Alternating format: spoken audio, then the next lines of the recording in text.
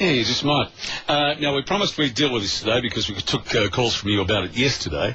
The Labor opposition has lodged a formal protest with the governor over the Baird government's controversial anti-protest laws. Now, they obviously feel strongly about them, and Adam Searle's Labor MP, in fact, he's the shadow for Resources and Energy, and has taken this unusual step, and happy to say that Adam's on the line. G'day.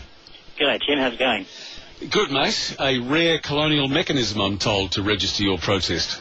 Well, that's right. I mean, we feel very strongly that these laws are dangerous, that they seriously undermine people's legal rights to peacefully assemble and to protest in a way that's harsh and unfair. We think the right to protest has been a cornerstone of our democracy for generations, and it's brought about many positive changes in society that we now take for granted. The Baird government seems to have a problem with that, and they want to crack down on it by taking those rights away, by giving police new powers to disperse peaceful assemblies, to search people and vehicles, to confiscate property without recourse to the courts, and really elevates the rights of commercial and business interests over mums and dads and farmers and regular people in the community. And we just think that sends a really bad signal, and it's profoundly undemocratic. Yeah, we'll get to your letter to the governor in a sec, but the Premier did say, and I must say I'm not quite sure why we're going from 550 to 5,500 and threatening to handcuff people and drag them away. He did say peaceful protests are okay, so where's the line? Where's the differentiation between peaceful and being dragged away in handcuffs? Well, this is an important thing to understand, that if people are now breaking the law, there's already laws that deal with trespass, there are laws that deal with obstruction, including in the mining area, there are laws that deal very seriously with issues of criminal damage. So if people are breaking the law already adequately deals with those situations. Taking the example you gave of trespass, now there's already a $500 fine, and if you trespass, that's the penalty you're exposed to. But if you now trespass somewhere where a business is being run, suddenly the business will get the protection of a $5,500 fine. So why is greater protection under the law being given to a business undertaking than anybody else?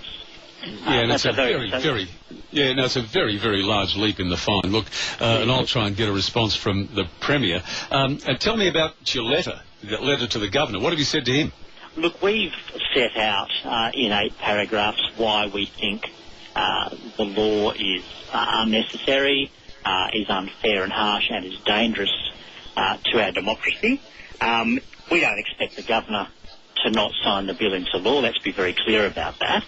But it's a mechanism by which members of Parliament can say, no, this matter is out of the ordinary. Our concerns are so deep-seated, the matters at issue are so profound that we want to take this step of registering a formal protest. I think the last time the Labor opposition did that was over the government's industrial relations changes in 2011. We don't do it very often, but we feel so strongly that this is a very dangerous piece of legislation. Yeah, look, just on all of that, and I said at the top of the show, we've all got a right to move around freely, so provided you register with the cops and go about your protest in a peaceful way, I don't think anyone's got a problem with that. And this is a massive leap in the fines, and it seems, as I've used the term draconian, it certainly does seem draconian, so I'm at a bit of a loss as to how we've gone from, 1 to 100 on a scale in one hit. Have you got any idea why? Well, I do, and I think this is the government being quite petty and spiteful as well as undemocratic. Let's face it, communities across New South Wales have taken issue with the government's plans for coal seam gas, and the government's gas plan is in tatters.